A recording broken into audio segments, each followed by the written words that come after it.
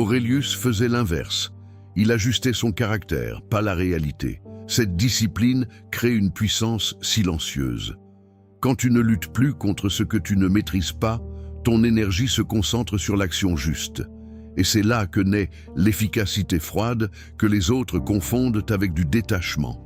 Marcus Aurelius ne confondait jamais activité et progrès. 99% des hommes remplissent leur journée de mouvements inutiles pour éviter l'inconfort du travail essentiel. Lui pratiquait une sélection impitoyable.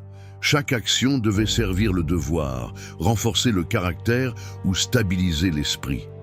Tout le reste était distraction. Il se demandait constamment, est-ce nécessaire? Est-ce digne d'un homme responsable?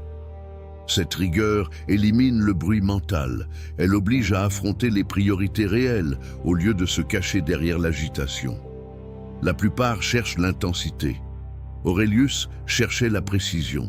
Un esprit discipliné coupe, simplifie, concentre. C'est ainsi qu'il gouvernait un empire, non par impulsion, mais par choix mesuré.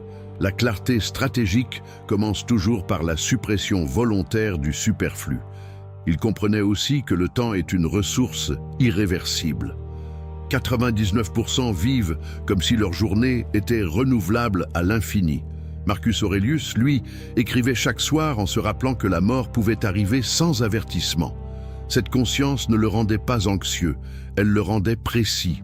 Chaque décision était filtrée par une question simple. Si c'était mon dernier acte, serait-il honorable? Cette perspective coupe les hésitations inutiles et réduit les conflits d'ego. Quand le temps devient visible, les excuses disparaissent. La majorité reporte l'effort, la conversation difficile, l'action courageuse. Aurelius agissait immédiatement sur ce qui comptait. Il savait que la procrastination est une fuite déguisée. Honorer son temps, c'est honorer sa responsabilité. Et cela crée une intensité calme que peu d'hommes possèdent. Marcus Aurelius ne cherchait pas l'admiration, il cherchait la cohérence.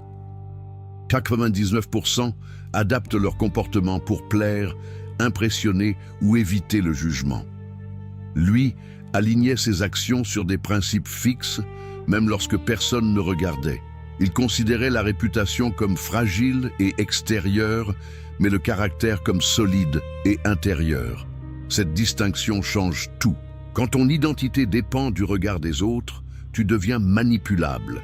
Quand elle dépend de tes standards, tu deviens stable. Aurelius se demandait, est-ce juste? Est-ce digne? Pas, est-ce applaudi? La majorité ajuste son masque selon le public. Lui maintenait une constance froide. Cette cohérence silencieuse crée une autorité naturelle. On ne respecte pas un homme bruyant. On respecte un homme prévisible dans ses principes et ferme dans ses décisions. Il savait aussi que la colère est une perte de maîtrise déguisée en force. 99% confondent intensité émotionnelle et puissance. Lorsqu'ils sont contrariés, ils élèvent la voix, coupent les ponts, prennent des décisions impulsives. Marcus Aurelius observait sa propre irritation comme un phénomène temporaire, jamais comme une identité.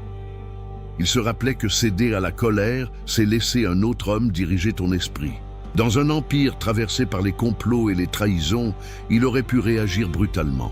Pourtant, il choisissait la retenue stratégique. La colère rétrécit la vision. Le calme élargit les options. La majorité cherche à gagner un conflit immédiat. Aurelius cherchait à préserver sa lucidité. Et la lucidité en situation de tension vaut plus que n'importe quelle explosion d'ego. Marcus Aurelius comprenait que chaque difficulté contient une utilité cachée. 99% voient un obstacle comme une interruption. Lui voyait une opportunité d'exercer une vertu précise. Patience face à l'arrogance, courage face au danger, discipline face à la fatigue. Rien n'était contre lui, tout était matériau d'entraînement. Cette inversion mentale transforme la frustration en progression. Quand un projet échoue, la majorité cherche un responsable. Aurelius cherchait une amélioration intérieure. Il se demandait « Quelle qualité puis-je renforcer ici ?» Cette approche supprime la victimisation. Elle redonne le pouvoir immédiatement. L'obstacle n'est plus un mur, mais une charge à soulever.